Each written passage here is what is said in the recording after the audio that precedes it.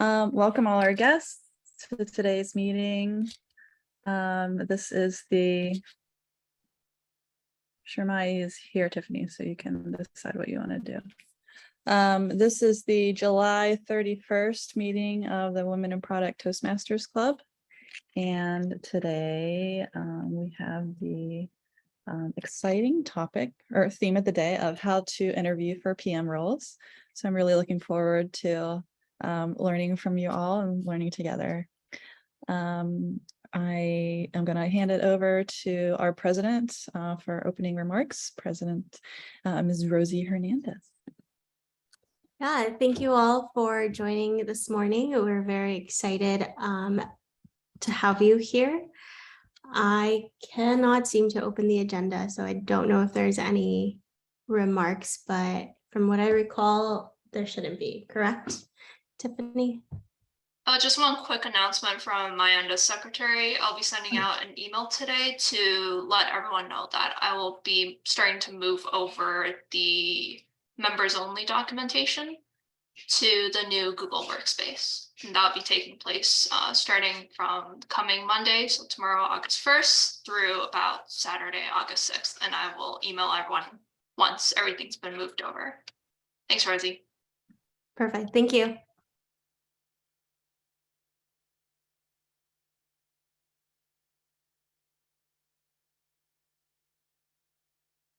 And I think that's it. So I'll pass it back to Toastmaster of the day. All right, thank you so much, Rosie. Good morning or good afternoon, fellow Toastmasters, and a warm welcome to our honored guests for today. Our theme of the day is how to interview for product management roles. So confession time from my end, I've yet to interview for PM roles as I've pitched my current role and my fit for it internally to my leadership team.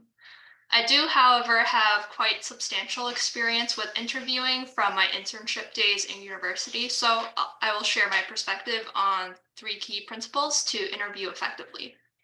One is to focus on your quote-unquote product market fit to the role, contextualize the applicability of your past accomplishments, impact, and wins to the needs outlined in the respective job description. 2, recognize that you do indeed have something to offer to the hiring manager, the product, the team, and the organization. Otherwise, you wouldn't have been called in for an interview to begin with. Focus on where you and how you can be of service so you can be exactly what the organization needs. And last but not least, focus and acknowledge the thoughts that will inevitably surface in your mind, such as, what if I'm not good enough? What if I say the wrong thing during the interview? What if my response is suboptimal or imperfect? What if there's a better candidate who is also interviewing for this role? However, after you have acknowledged these thoughts and feelings of self-doubt, tell them to go away. Keep yourself focused on preparing for the interview to the best of your ability within any constraints you may be facing. I'm positive some other common scenarios came to mind for each and every one of you, which have influenced your own style of interviewing. So that's our theme for today, how to interview for PM roles, and you'll be learning more about it throughout today's session.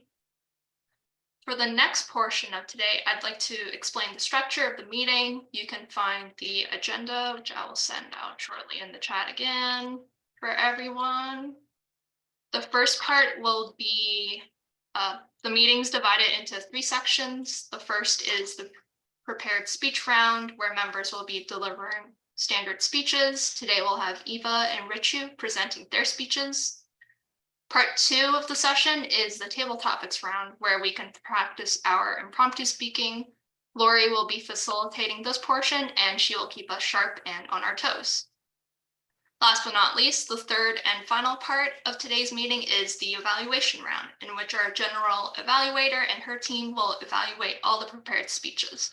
Today's general evaluator is Rosie, and I'll pass the contract over to her for her to introduce the evaluations team and give us an overview of what each of them will be doing. Definitely, thank you. Yeah, so as general evaluator, I'll be introducing my team in a second, and each of them will be able to talk about the specific evaluation roles that they have within the umbrella of evaluation. Also, at the end of this meeting, I'll be providing an overall evaluation of how the meeting went, provide any recommendations for improvements on future meetings. And with that, I will pass it over to, well, actually, I'll provide the introduction for the evaluators, and then I'll go into the rest of the team. So the evaluators themselves are 2 speech evaluators that we have for today, and it's Kashmira and Erica, and they'll be providing an overview or evaluation of the speakers' speeches. So they'll be able to provide any praises for great things that were done during the speech, as well as any recommendations for further improvements on those. And then with that, I will now pass it on to Lori, our counter. Thank you, Rosie. As counter today, the purpose of the counter role is to note any words or sounds that can be used as crutches, pauses, or filler words by anyone who speaks. So during the meeting, I will try to listen for those overused words, including and, as well as any repeats that somebody may have. So saying phrases such as I, or this means. At the end of the meeting, I will report the number of times each person uses these expressions. I'll also say I'm the table topics master, so I might not do it for that portion, but I will definitely do it for this first portion of today's meeting. Thank you, and back to you, Madam General Evaluator. Awesome, thank you so much. And with that, I'll pass it to Marguerite, who will explain the timer role. Hello, fellow Toastmasters. As timer, I will time the formal speeches, the table topic speeches, and our evaluations. And I will also alert each speaker of the time they have left using the green cards, the yellow cards, or a green card, a yellow card, and a red card.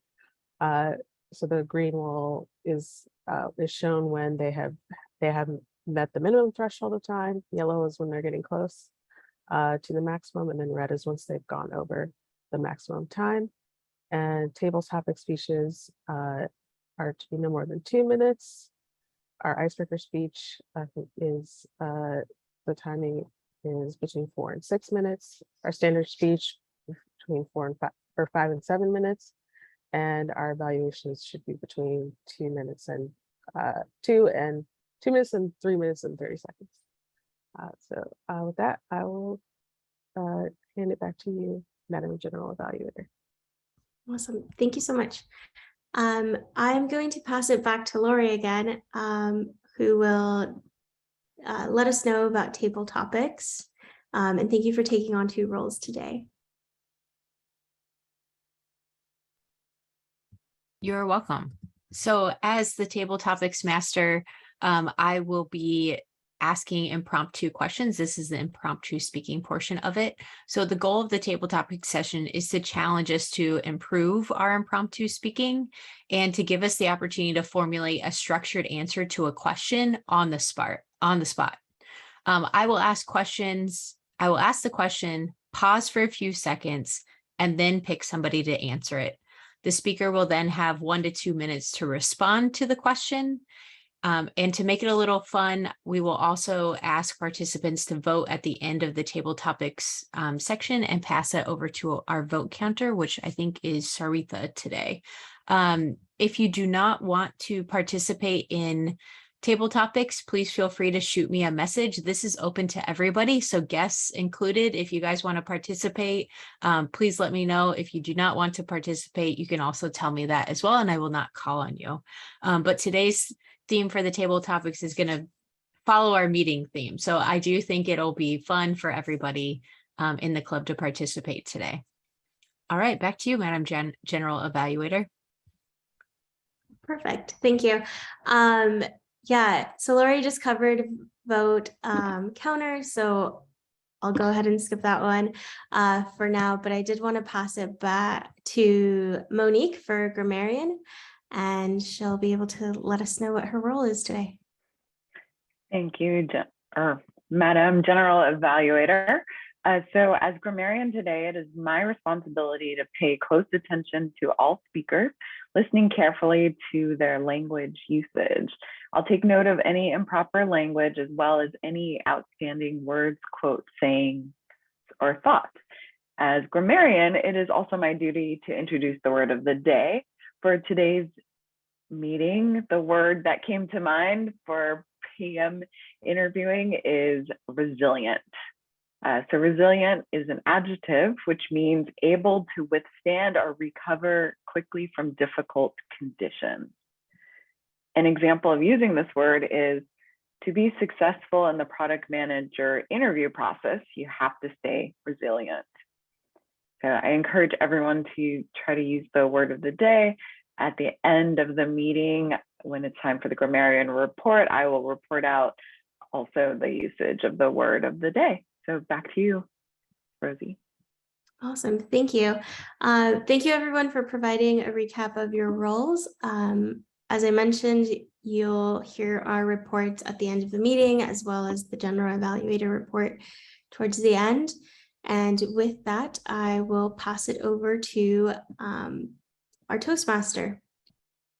Thank you, Rosie. Now, before we dive into the first portion with our prepared speeches, I would like to take some time to invite our guests to introduce themselves and share how they heard about our club and what piqued your interest about our club. So let me just go off who I see. Lillian, would you like to introduce yourself and share how you heard about us and what you're hoping to get out of being joining this meeting? Sure. Thanks for giving me the chance to speak. My name is Lillian Iragena, and I'm based in San Francisco Bay Area, and I'm a product manager at Workday. How I heard about this Toastmaster is someone posted about trying to improve their speaking patterns on the Facebook group, and I submitted my name as also one of the people interested, and Tiffany was very helpful in how do you say, in inviting me. So, yeah, and here I am. So thank you. Thanks so much, Lillian. I'm glad you were able to join us today. Let me see. I am very sorry if I mispronounced your name. Luz? Yes, you said it correctly. Oh, perfect. Go ahead. Yeah, so my name is Luz Martez. I'm currently based in the Phoenix, Arizona area, and I'm a product manager at Carvana. I heard about the Women in Product Toastmasters Club through the Women in Product listserv. I had saw a message about it a while back through the listserv, and I was actually looking for Toastmasters clubs to join like locally, just because I want to work on continuing on improving my public speaking skills, both like professionally and personally. So when I saw that the Women in Product had a Toastmasters Club, I thought that was a great opportunity to both find a club to join and find one that's related to like my work and interests. Thank you so much for sharing that with us, Liz. I hope you enjoyed today's meeting. Let's see.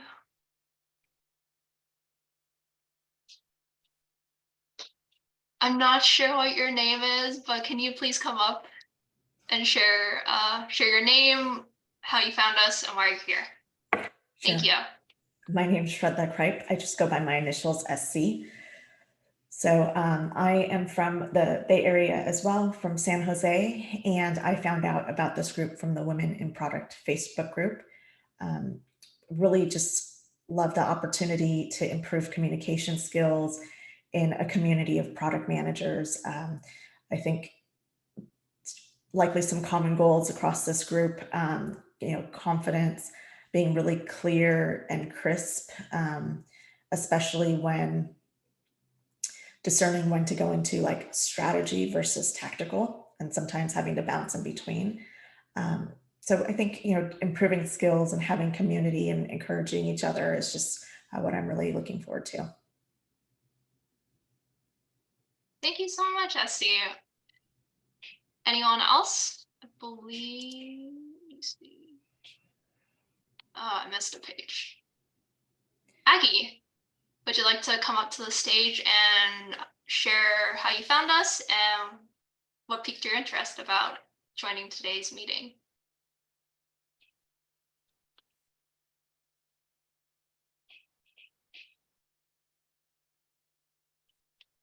Oh, might be having AV issues. All right, that's okay. We'll have some time at the end. I believe that's everyone in terms of our guest list today.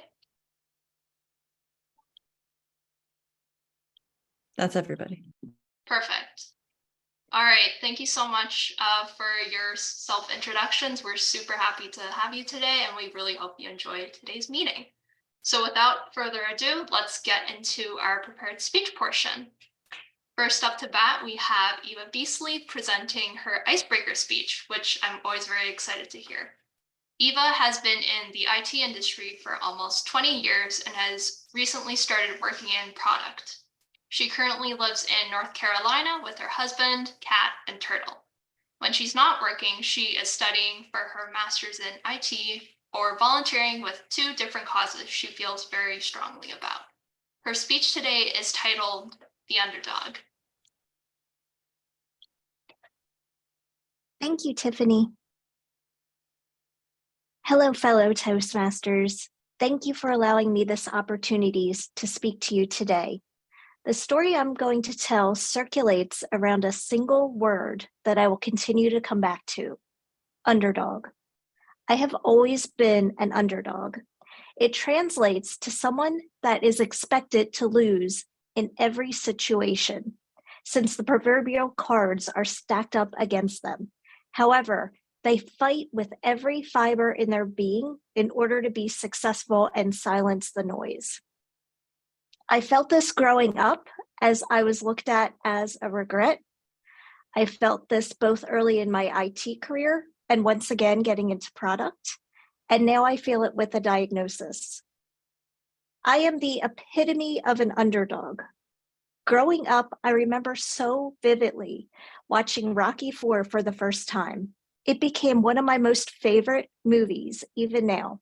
For those that don't know, Rocky Balboa was to fight Ivan Drago, but was expected to lose.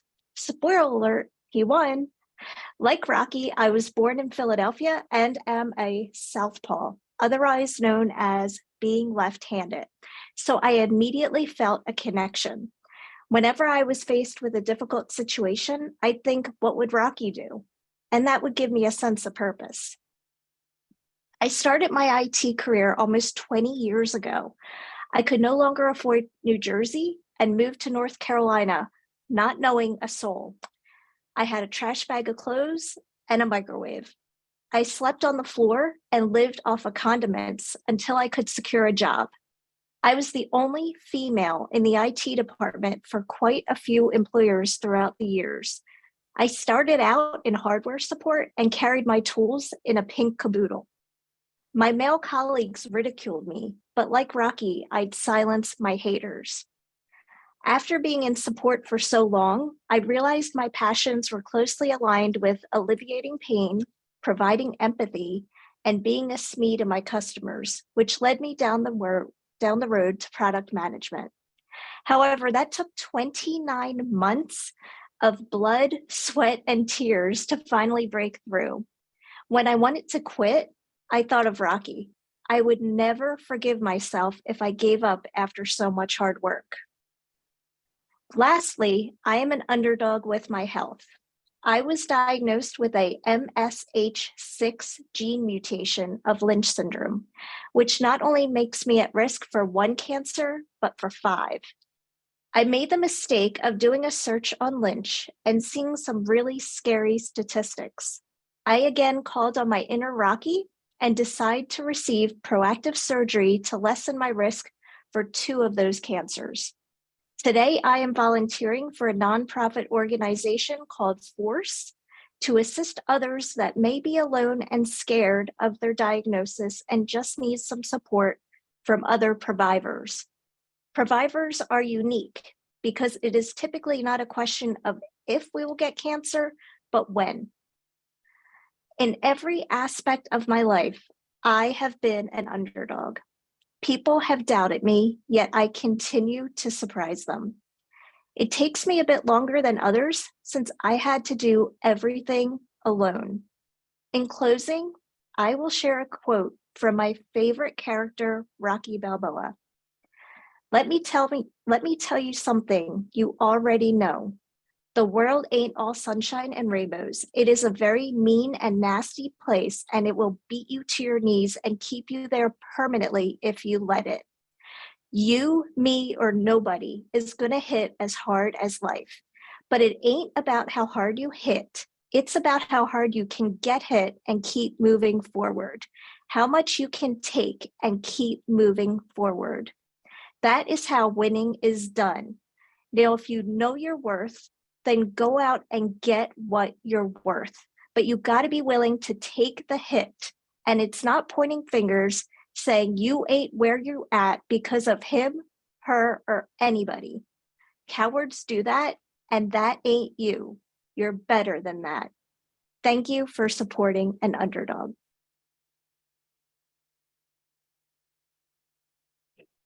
Wow, Eva, I'm so blown away by the authenticity and the vulnerability you shared with us. You're clearly a very, very resilient person and product manager. And I know we chatted before you joined our club, and I'm so happy that you finally found a role that you're satisfied with and content with. And I hope that things just keep getting better for you.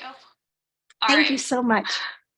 Marguerite, can we please have 2.5 minutes on the clock for our evaluator to write her remarks? And in the meantime, I'll open up the floor for questions to Eva.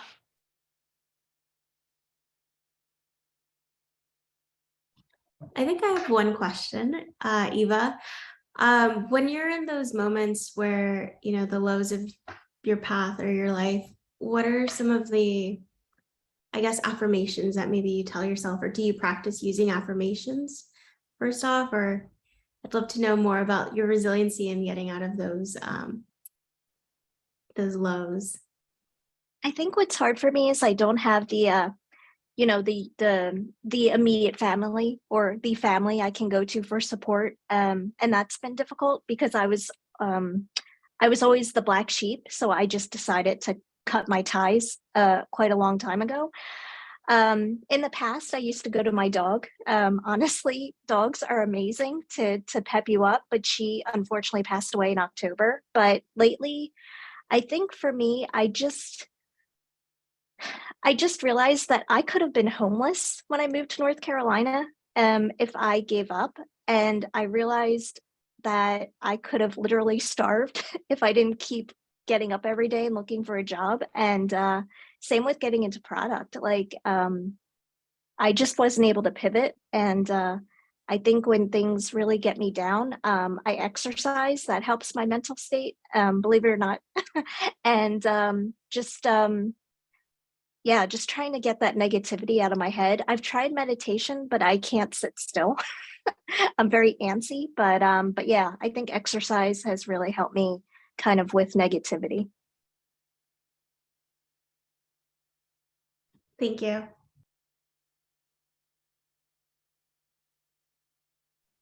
I got a question too, kind of along those similar lines. Thanks for sharing your story, but I was curious, you mentioned that you were the only female multiple times throughout your tech career. I was curious, what were some of the challenges you had with that, and how did you overcome that type of adversity as well? I think for me, being the only female, and I point it wrong, I point it that way instead of that way. But I think there was a stigma with men saying, this is too hard for you, or with managers saying, oh, we're going to give this job to your male colleague. But not only that, a lot of harassment, to be honest. And to get through it in the early years, before there were the employee resource groups and before there were, things to empower women, I would honestly go along with it and be one of the guys and joke around with them. And that's how I would get over it early on. But as I grew further in my career, if something really bothered me, I would basically just, not so much confront the person, but possibly try to push the conversation into a different topic just to get it out of that, deploring manner where someone was trying to, demean my qualities just because of my gender.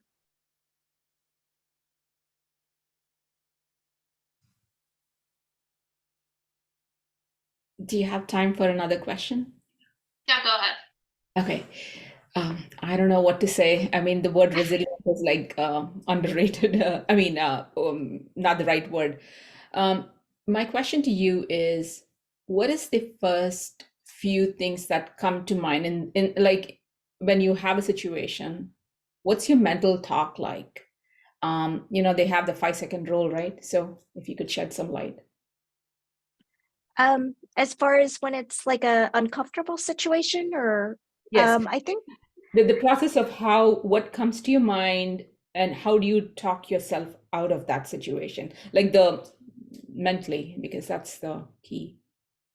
Well, I think the old me used to not think before I talk or spoke or thought before I sent that email. And now I definitely take a very deep breath and wait 10 seconds before I respond. But I think what's been really hard for me, and I don't know if this is like TMI, but a part of my surgery was getting a full hysterectomy in my 30s to lessen my risk of cancer. And I am now on hormone therapies, which affect my mood greatly. So I can go from 1 to 100 in like a snap. So I think for me, that's been hard because I have like a chemical hormone imbalance. So that's why I really need to take that 10 seconds to really process my thoughts and say, okay, am I making this bigger than what it should be? Because a lot of times I would overreact in my late 30s, and now in my early 40s, I've really tried to just, like I said, take 5 minutes to do a quick workout or take a deep breath and then think about how I respond, because I've gotten myself in a lot of trouble not waiting that little bit of time. That's a great tip. Thank you for sharing. Thanks. Thank you so much, Eva, for demonstrating your resiliency throughout your entire life. Second and last up to bat for today, we have Ritu Chanakshava. Ritu loves coaching product managers, especially on the topics of leadership mindset, interviewing for product roles, expanding and exploring your true self, and living your values personally and professionally. You can reach out to her on her Calendly for a virtual chat. I'll send the link in a bit. And her speech today is titled, "The Ball is in Your Court."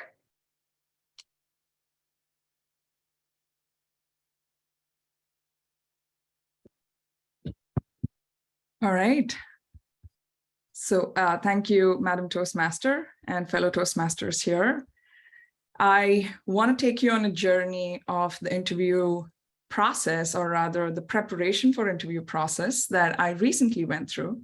So while there are a variety of product roles ranging from product manager, product marketeer, product pricing, go-to-market, etc., the fundamental principles are still arriving at your why and how to prepare for a product interview. So having said that, this specific journey of mine that I share here is a part of my leadership mindset that I think could be useful for anybody who wants to follow, especially for a short-term or a long-term reward, right? So the first on my leadership mindset principle is interviewing is a project. At least that's how I looked at interviewing. So as a project has a start date, an action plan, an execution plan, an expected outcome, and a tentative finish date, that's exactly how I viewed it. I set a date as my start date, and I had a tentative finish date, and I knew exactly what my outcome was going to be, which is to switch to a new role, right? But then you get into the deeper aspects of it. Of course, what I'm relaying today is specific to an IC role, which is an individual contributor role, and not so much to a role which is perhaps a people manager role, like a director or a VP.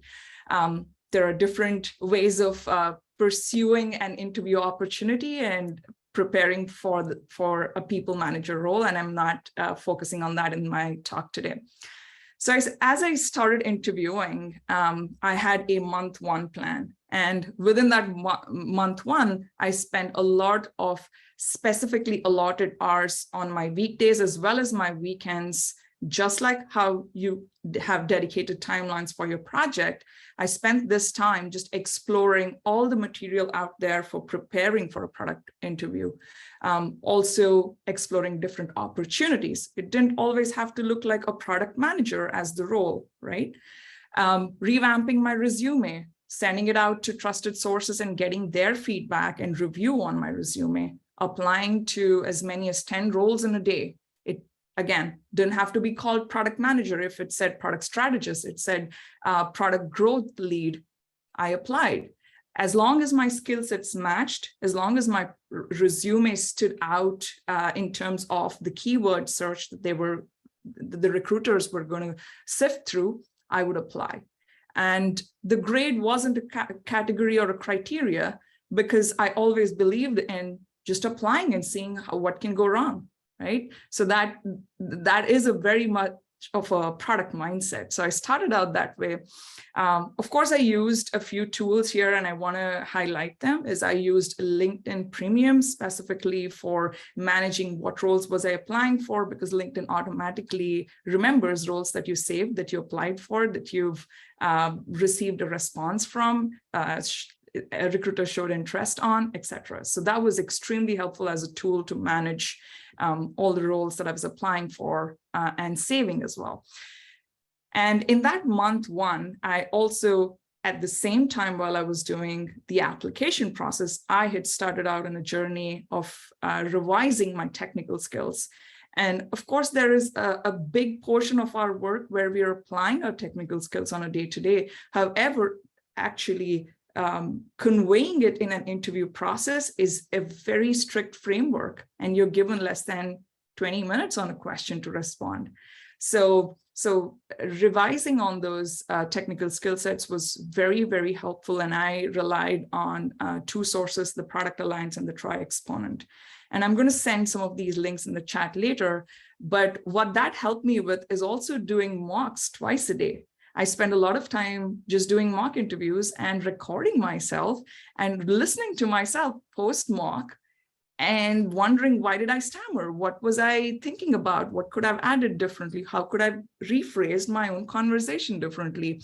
How could I maneuver through the conversation in a way that it was my winning strategy? Things of that. So that I spent a ton of time doing just in month one, and a significant part of month two. To the application process from month one, I started receiving responses closer or early month two. And this was the time when I was talking to recruiters. So they had, they had plenty of questions for me. However, I had plenty of questions for them. And the reason why I say this is leadership principle 2, or leadership mindset principle 2, is you should know your what and why.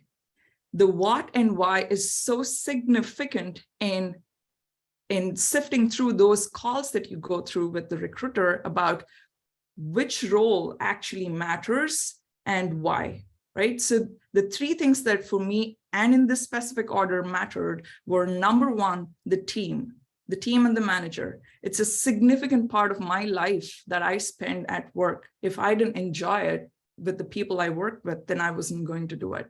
Second is impact.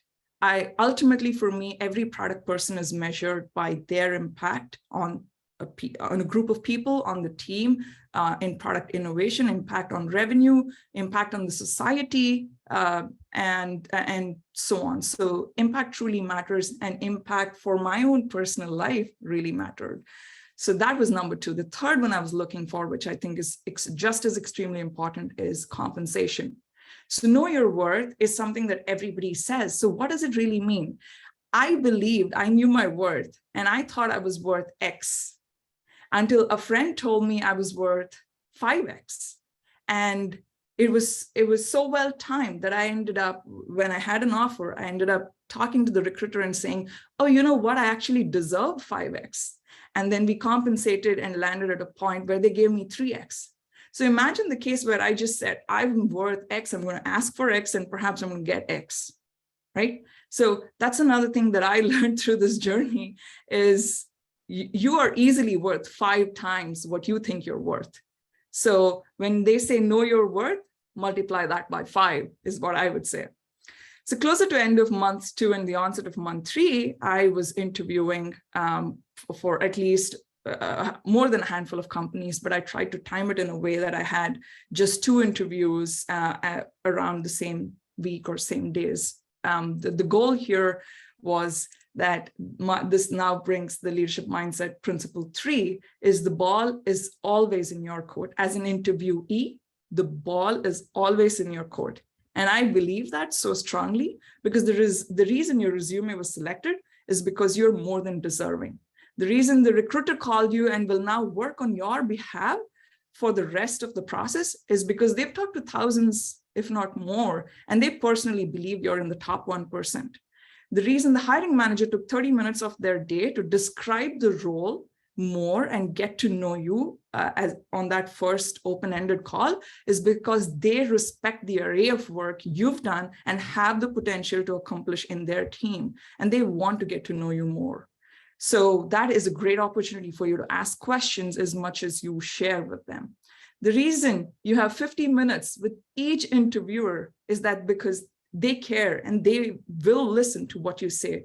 So you have to convey and communicate in the way that you feel proud of the work you've done.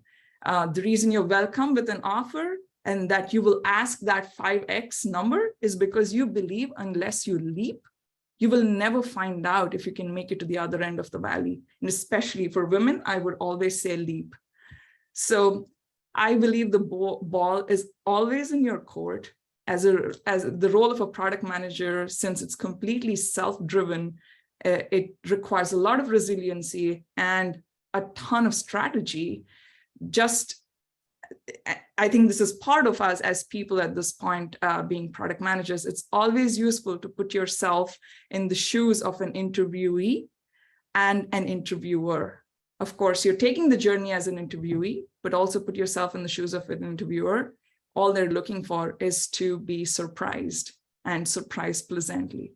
So put in all the work that's required for that, I'd say. So that was my journey of interviewing. And recently I switched not just roles and went to the next senior role, but I also switched completely a new industry. I'd been in a different industry for the last 10 years, and I'm in a new one starting the last 2 months. So I wish you luck, and I'll leave some notes. And of course, my Calendly link is on the chat. So feel free to reach out to me for questions. Thank you. Back to you, Madam Toastmasters. Thank you so much, Richu. I'm so glad that a lot of the lessons that I learned while still interviewing more frequently as a university student still readily apply, if not even more so, for full-time work, especially with product roles, what you said about being very strategic while interviewing and looking for your next product role resonated with me very deeply. So thank you so much. All right, Marguerite, can we have another 2.5 minutes on the clock, please, for our evaluator to write up her comments and feedback, as well as field any questions for Richu. Can I go first? Sure. So one question, Richu, about the prep phase, and because product management is such a wide field, how do you stay on track? Because I find myself meandering around and also not just meandering, but if I find something that I've not known about before, I'll just go down a rabbit hole and stay in there for hours on end. So how do you stop yourself from doing that? That's a great question. Karishma, however, here's I feel like the loophole we all fall into is we have been doing this product management work, or some technical work. You don't have to necessarily have the title of a PM. You've been doing something that's similar to a PM role, right? And then you find out there are tons of other technologies and designs and aspects that you don't know. And that's everyone.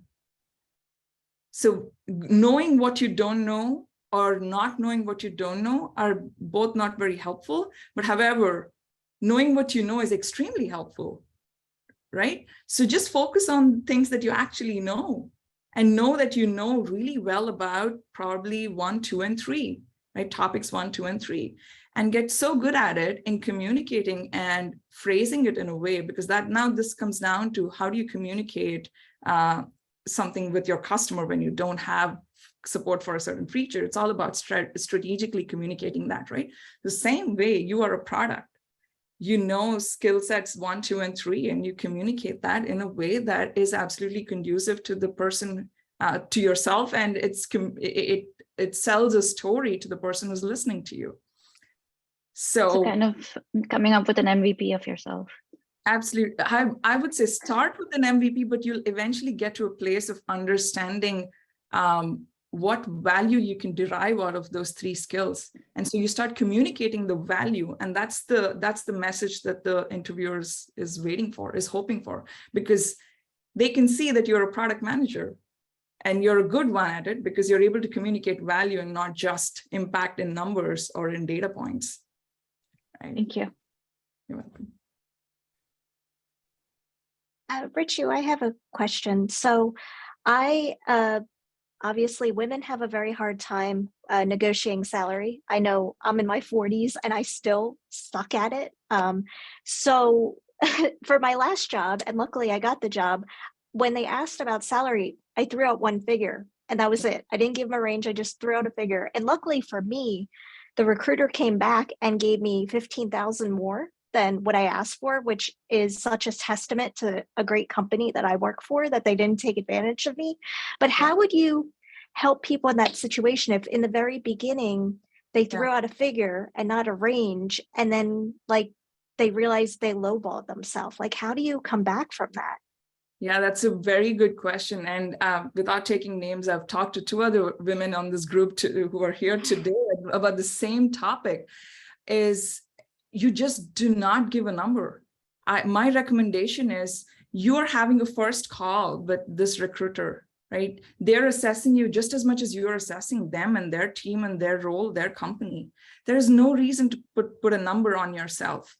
And if they do ask explicitly, that is not a good time to be talking about it. So you politely decline to respond to that. And there are some companies that I know which are in the FANG category who really want you to fill out a form which has and then that was my point. If you think you're worth X, then actually put the number 5X. It's so preposterous to them that they will come back and call you and go, I don't think we can meet this expectation. And then the conversation is, then what is it that you actually offer to a role like this? And then they have to come out with the number that they truly offer, right? Based on some grades in their company and levels and whatnot. And if it's less than what you want, not less than what you make, forget what you make, less than what you want, or if it's closer to what you want or maybe beyond what you want, then you can say yes to that interview, or you can completely decline to do that interview unless they go to the next grade, right? And that's exactly what I did. It didn't make sense for me to interview at a company who was not going to give me 3 or 4X. And I would shock them with the 5X. Of course, I would shock them. Because if the recruiter thought I was the right candidate and they believed in it, then they were going to do everything in their power to close that role. That is their job. They want to do that for, right? It's part of their key performance indicator to be able to close a role.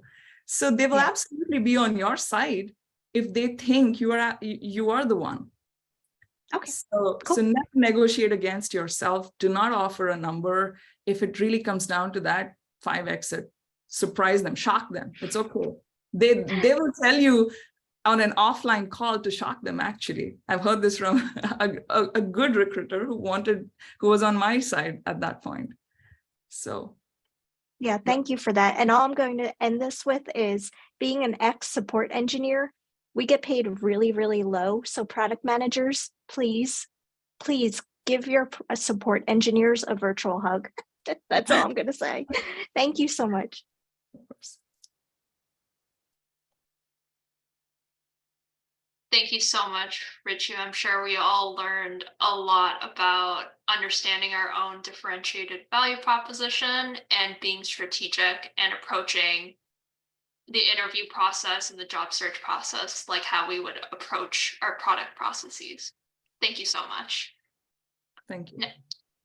Now let's move into the second portion of today's meeting, which is table topics to practice our impromptu speaking. Lori will be facilitating the section, and Lori is the co-founder and former VP of Education of our club and the Director of Product at Niche. She is striving to transform the next generation of wealth through financial inclusion and literacy. She is also a mom to 2 German Shepherds and 9 chickens. With that, Lori, the stage is yours for you to challenge us in our impromptu speaking, which is fantastic interview practice. Thank you, Tiffany. What a great introduction. I need to save that one for myself. So today, as you know, our theme is all about interviewing. So what better table topics than to ask everyone interview type of questions today? I promise they're not too hard. So if you're not a product manager, I think you can answer them anyways. If you cannot answer the question or you're not familiar with what I asked, that's okay to say that and we can adjust it on the fly. But I feel pretty confident that everyone should be able to answer these. So just to kind of recap how this section works, since we have a lot of guests today, I will be asking a question. I will pause for a few seconds and then pick on somebody to answer that question. And the speaker will have 1 to 2 minutes to respond to the question. So you will also see the timer. I think Marguerite's our timer today. She'll flash those red, yellow, and green cards like you all have been seeing throughout the speeches when time is almost up. So I would say today's challenge is probably more about staying within the 1 to 2 minutes than it is answering the question that I'm going to give you. So let's get started.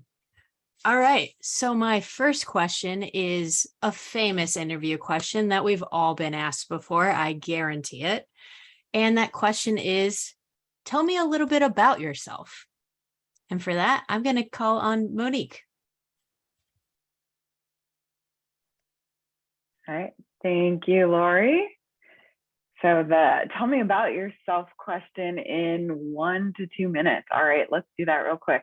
So to introduce myself, I'm Monique Tucker. I am a product manager at Capital One right now, where I work on Auto Navigator, where it is a product where people can search for cars and also understand the financing options there. And what I love about my job right now is that I am working on engagement on the homepage. So thinking about how people are reacting to our site when they first get to it. So I like a little bit about me is I'm very customer obsessed. I love working with designers, specifically just when I have to answer like UX questions, it's very fun. And before that, I was working at JCPenney as a product manager, focused more on customer account, the loyalty program, and also working with the credit card space. And there, one of my big wins was creating a digital wallet where you could use your phone as tender when you check out at the store, which ended up being a super important thing that we had once the pandemic started. So just a little bit about myself, and I guess this is a little different because normally I'd be like, and then this is why I'm interested in the job, but I'm trying to just give a little bit of background about myself. But thank you for the question, Lori. Back to you. Great job. It was hard to write these questions without knowing like where people might want to work, but That's all right. That was a great answer. All right. So for my next question, it is another one that we commonly get asked as product managers, and that is, what is your favorite product you've been using since or using during the pandemic, and what would you change about it?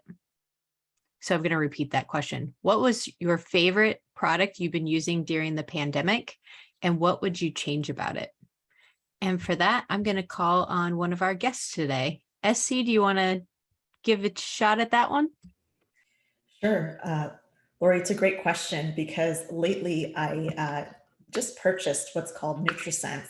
It's a blood monitor, and the experience I've had with this has been phenomenal. So it's a continuous monitoring blood monitor so that you can see how your blood adapts to any foods that you eat, and you can change your diet and learn how to manage your blood sugar.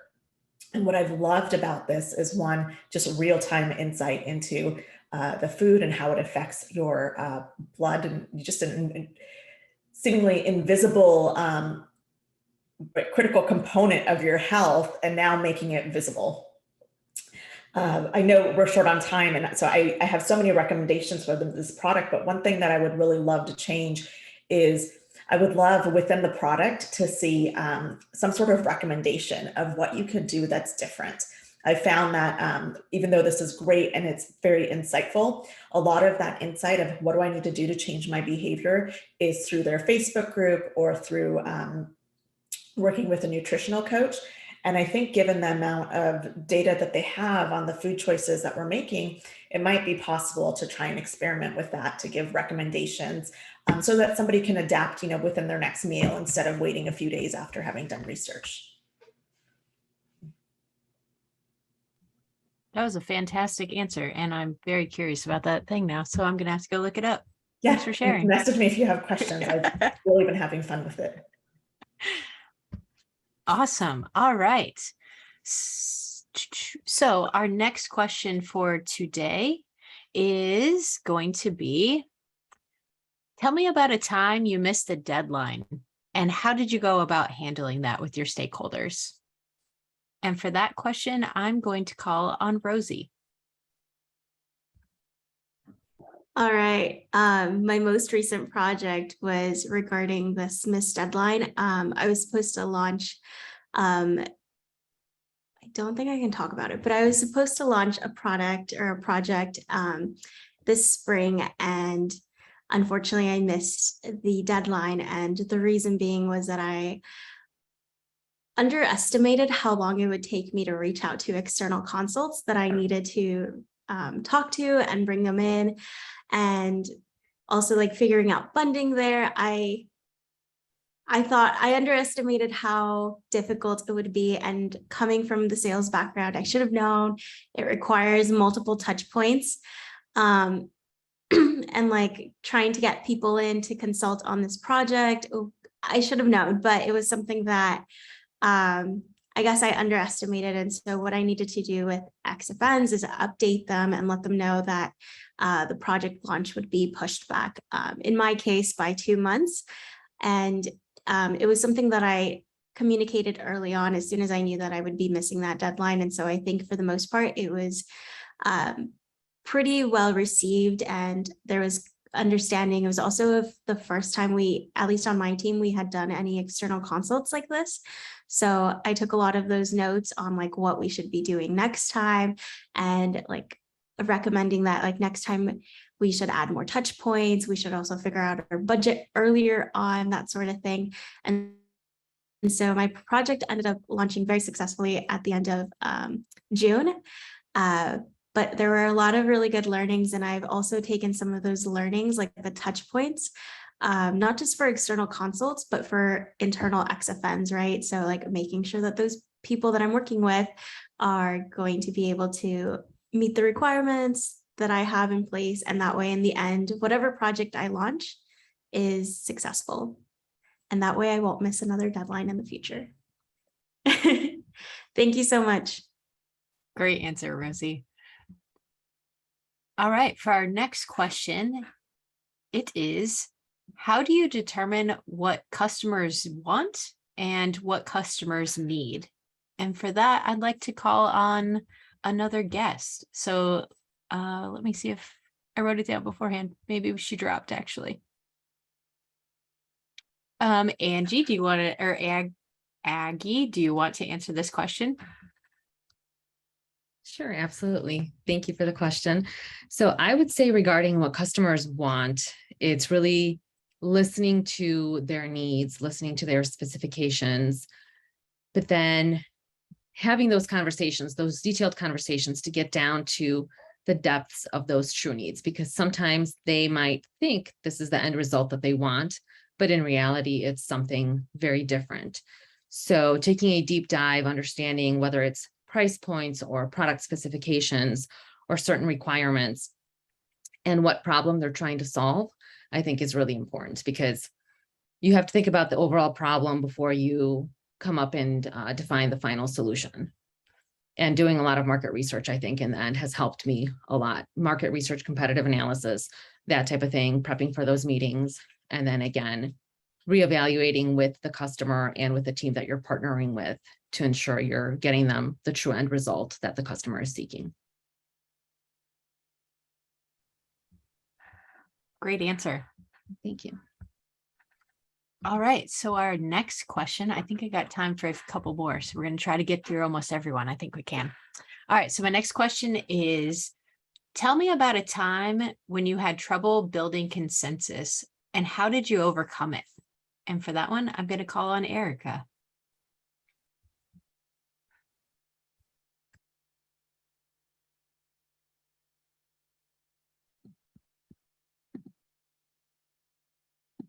Okay. Thank you, Lori. About a time that I had trouble making consensus and how I overcame that. Gosh, there's so many.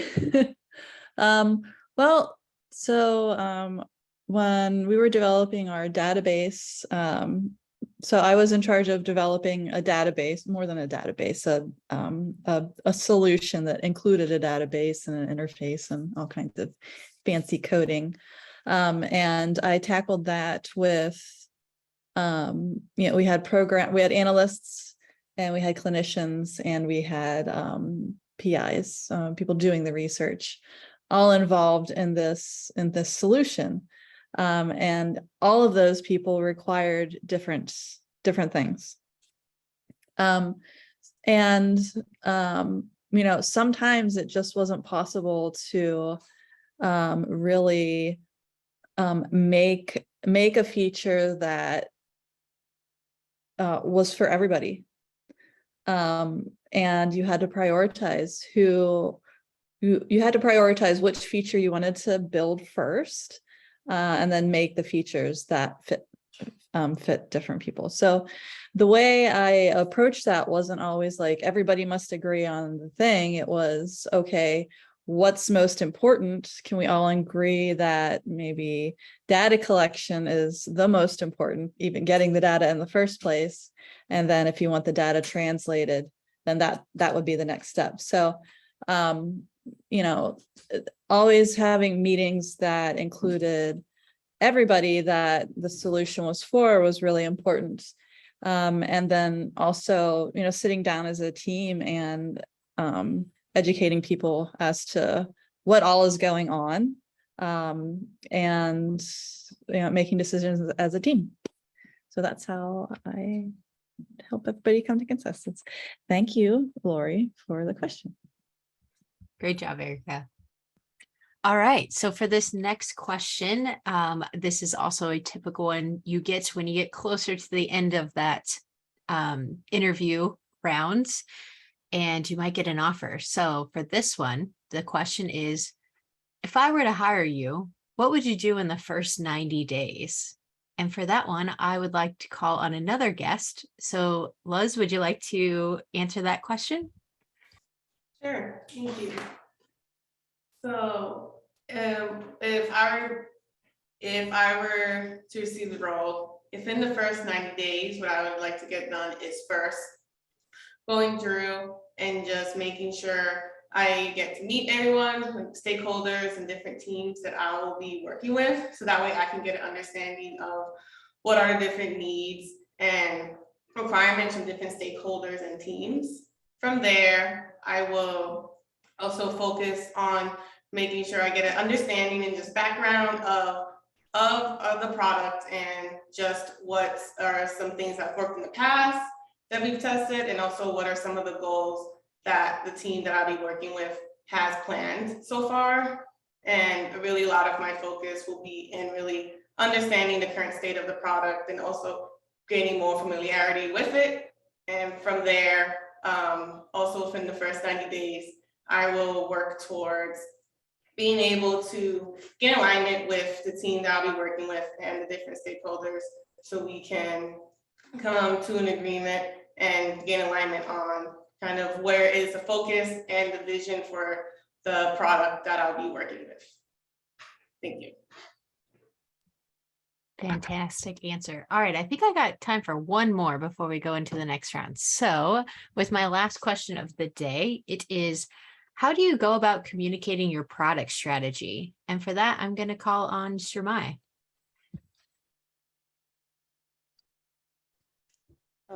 Thank you, Lori. Oh my God.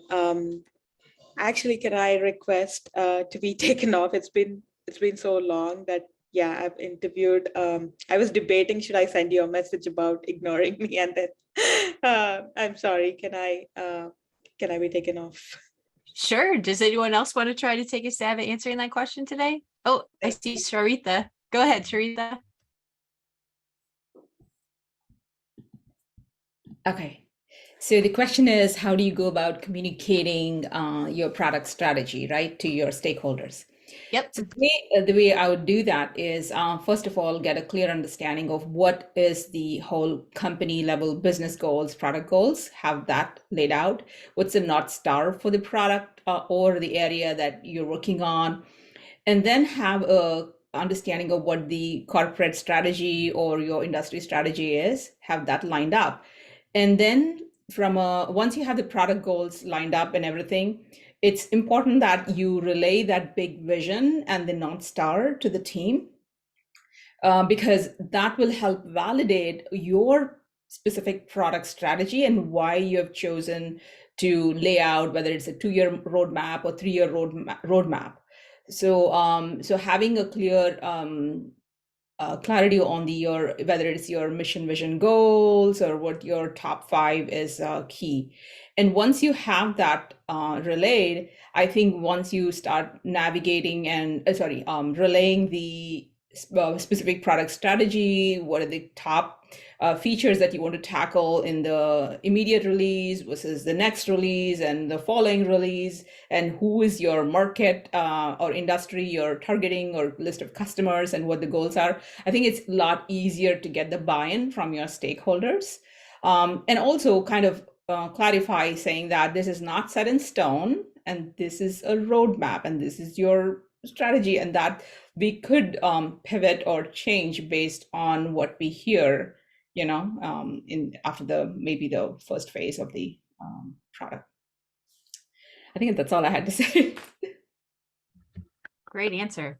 All right. I think that wraps up today's table topic section. I do want to say great job to everyone getting these answers concise within the 2-minute window. I think literally every person made it. Keep that in mind while you're interviewing. So I myself am a hiring manager, and I can't tell you how many times we spend 15 minutes and people just start rambling. So it's hard to get that concise message from them. So keep up the good work. Keep practicing that 2-minute window, and good job, everyone. I'll turn it back to our Toastmaster today, Tiffany.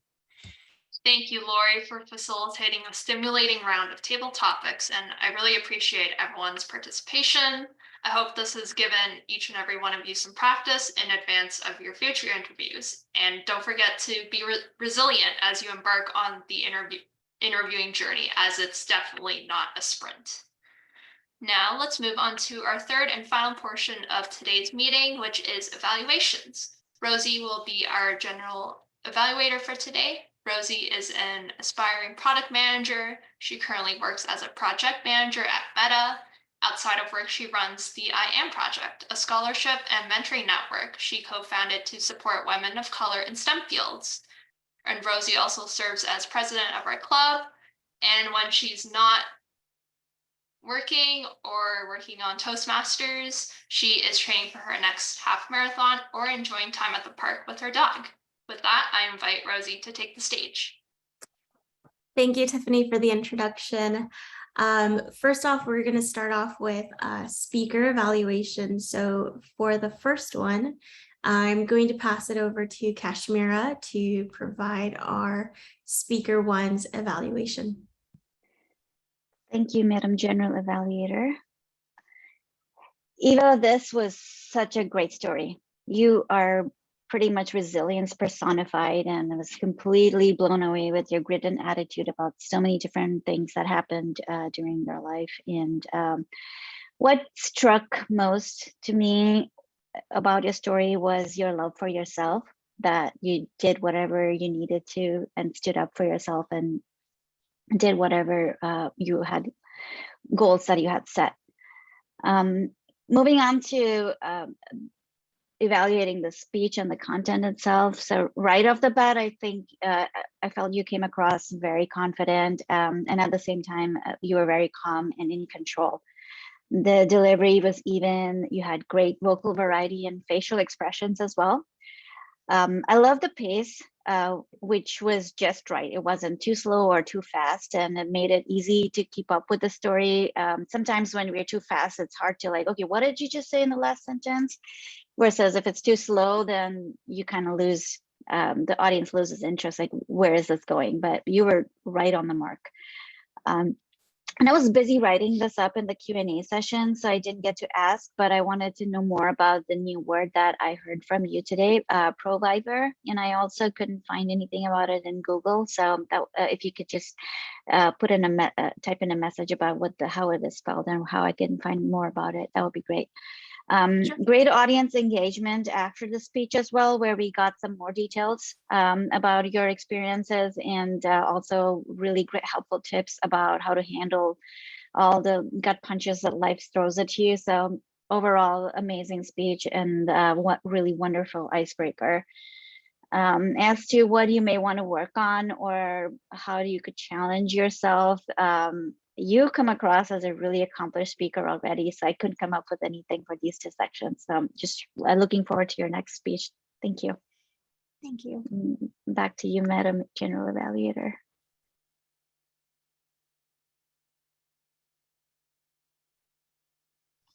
Thank you so much for that evaluation. I'm now going to pass it over to Sherry Mai, who's going to provide the second speaker evaluation.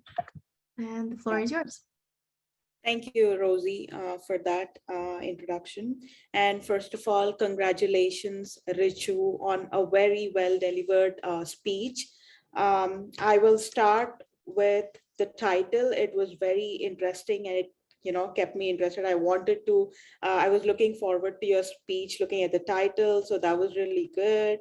Then, and you had extreme clarity, and I had no, ambiguousness in anywhere that I noticed in the entire speech. So that was very good, extreme clarity. And yeah, there was no noise anywhere. You made good, again, this is Zoom, I know, but I was imagining you giving the speech outside, and I saw your eye contact would have been really good, because I saw it move from, one direction to another. So that was really good. And you did use mild gestures, and I thought it was very appropriate, and that was really good. And you centered yourself really well, so that, it wasn't towards one corner, and like everything was, the framing was really good too.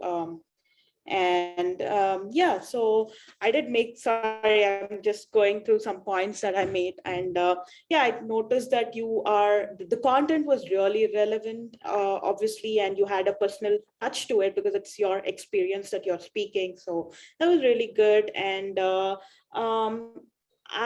you did have great comfort level, and yeah, obviously you were very interested and invested in this topic, so that did show in the way you delivered the speech.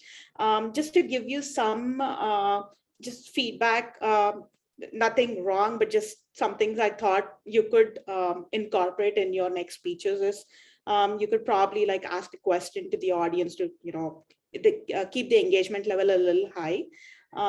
That's one thing that I thought. And the second one is your title was like really good.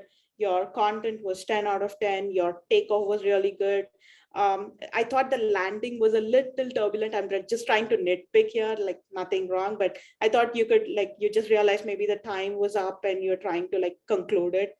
So everything great, but I thought it could be a little smoother the way you, because at one point I thought your speech was done and then you proceeded with 2 other sentences and then it was done. Not a big deal at all. It was great overall, but just something I thought you could maybe just iron a little bit for a perfect speech. So again, great job, congratulations. And I look forward to future speeches of yours. Thank you, Shimai. That was spot on. I did add unnecessary 2 sentences in the end. I take that. I wanted to ask the question, how many of you are interviewing before I start my speech, but I didn't think that was the right question. It was great. Thank you. Awesome. Thank you for the evaluation.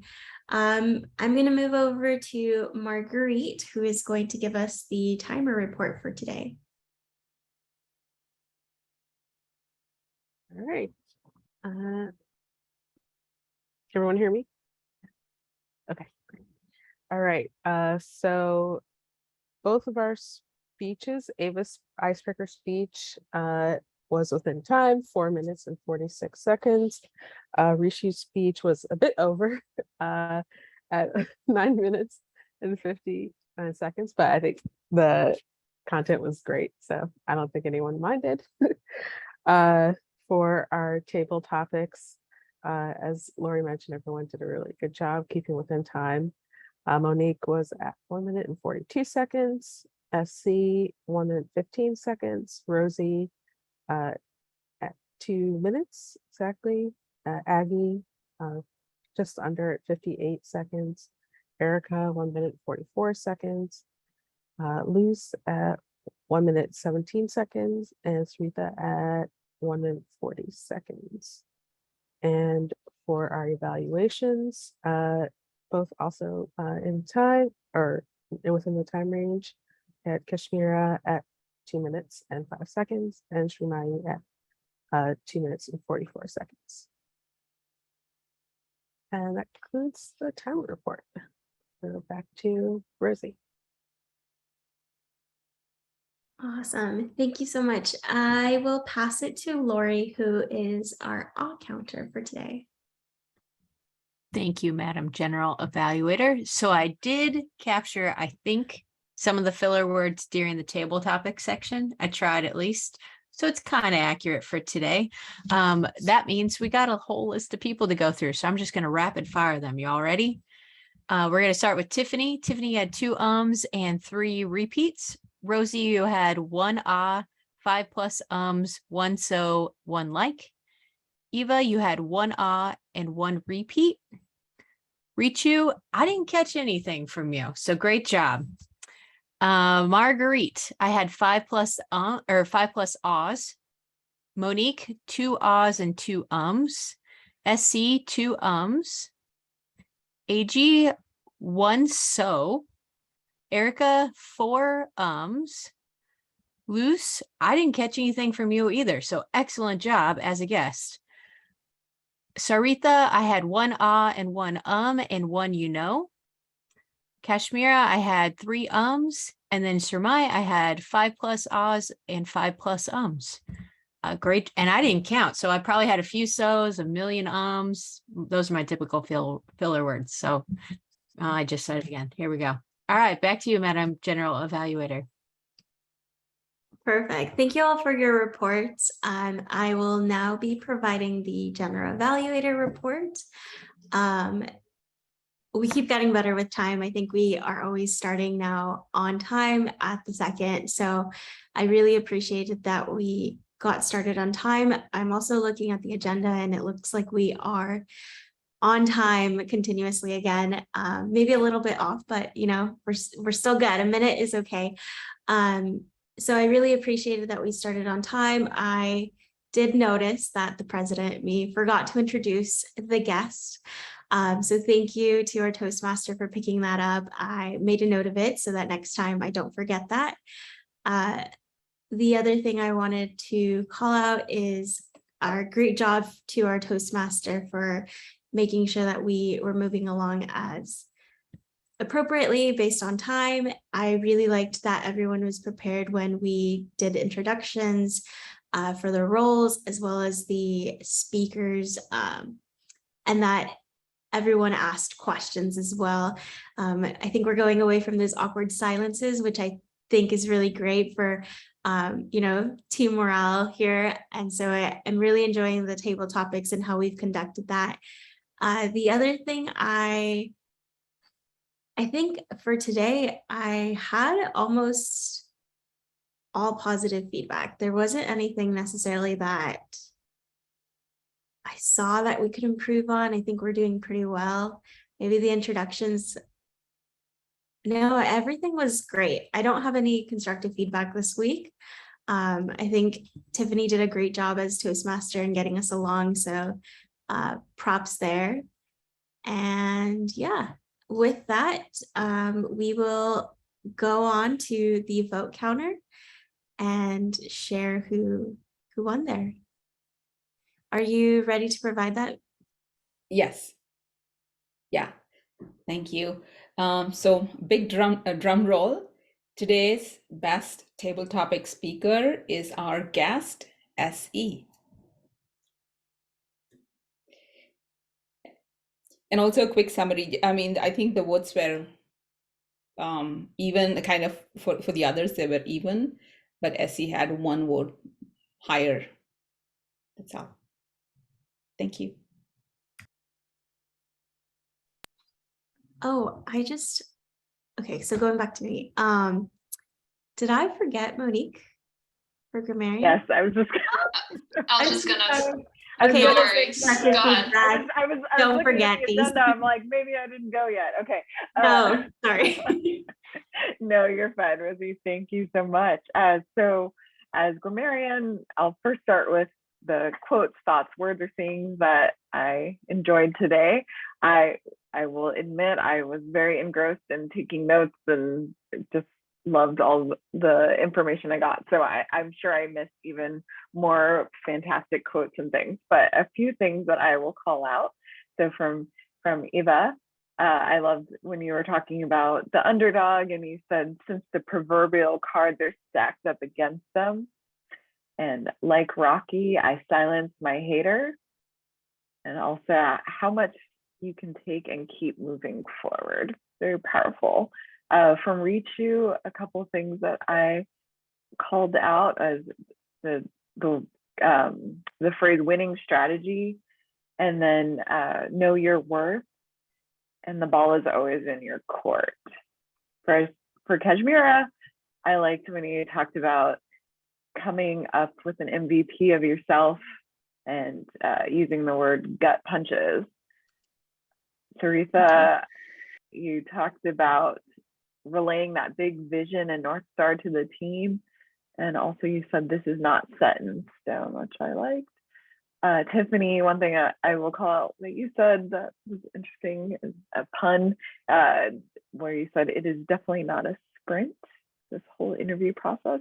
And through you talked about personal touch, which I like that phrase.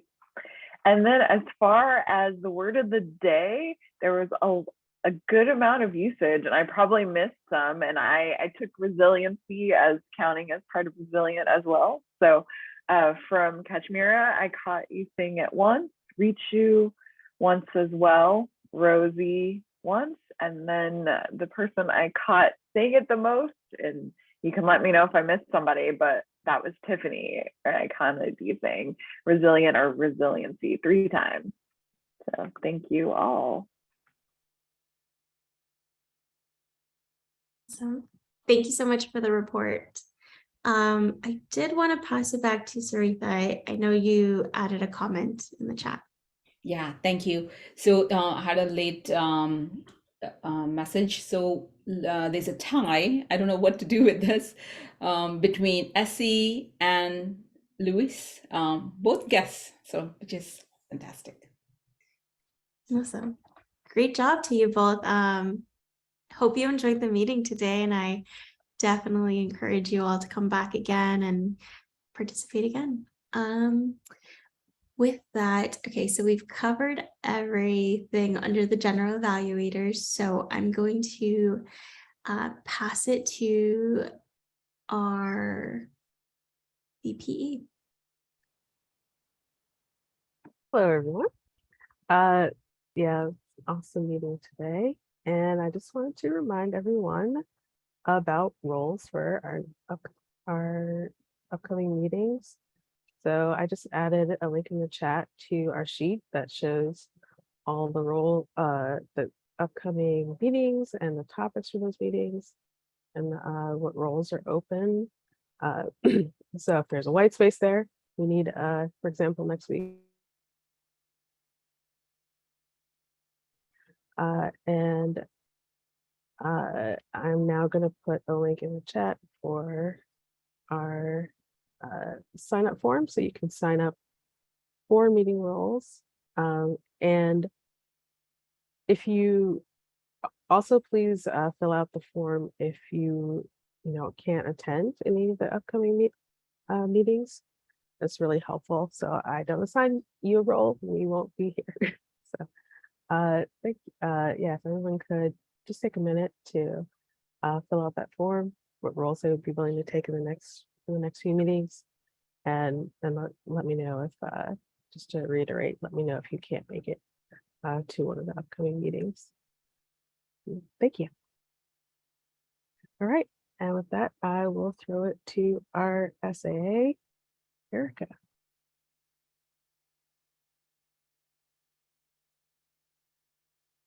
All right, thank you everyone for such a wonderful meeting, for everyone for sharing their experience with their careers and interviewing, and Lori for such a great table topics. And please sign up for speeches. Look at your pathways, see where you're headed, and start planning those speeches and get on the schedule. All right, thank you all.